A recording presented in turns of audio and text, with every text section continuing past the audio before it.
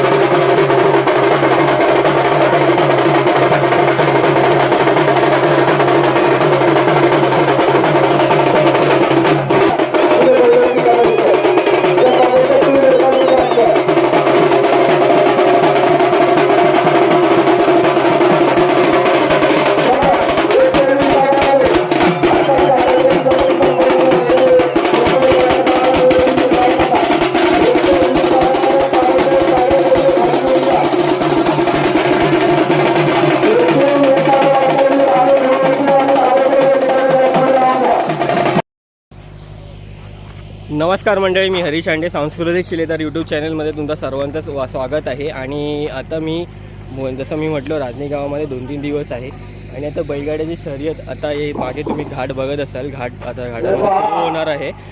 आता घोड्यांची रेस जी आहे शर्यत ती सुरू होणार आहे. तर घोड्यांच्या शर्यत आता बघू कशा असतात. पण नंतर मग बैलगाड्यांची शर्यत सुरू होणार. तर सर्व इथे मजा असणार आहे. आता बघू कसं होतं. सुरुवात झालेली आहे, रिबन वगैरे कापून झालेली आहे, तुम्ही आता बघितलंच. तर चला तर मग आता जाऊया घाटामध्ये आणि तुम्हाला दाखवतो इकडचं कसं काय आहे.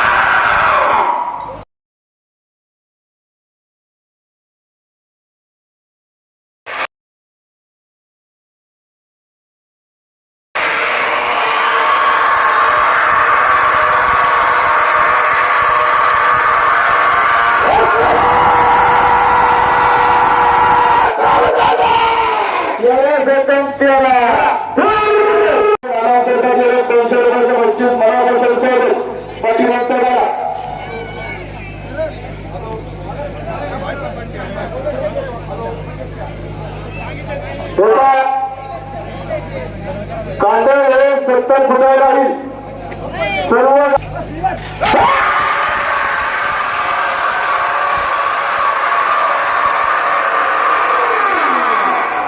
Oh,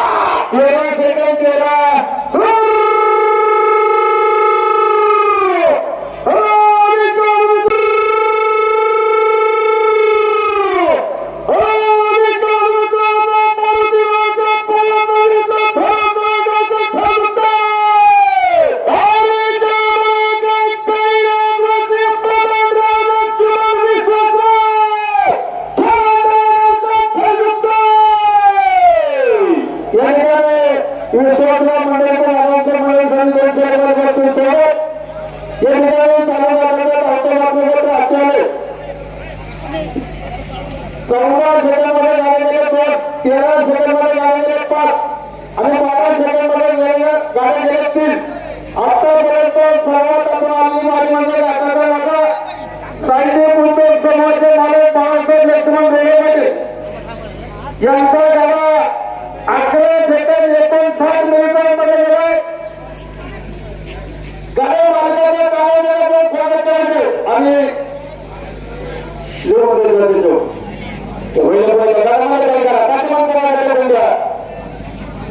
या ठिकाणी प्रसिद्ध भावना समाज सेवक झाले.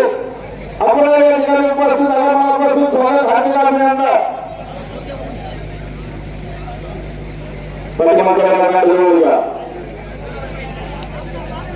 प्रसिद्ध भावना समाज उद्योगपती प्रशांत डोंगरे आपण या ठिकाणी उपस्थित मनापासून स्वागत.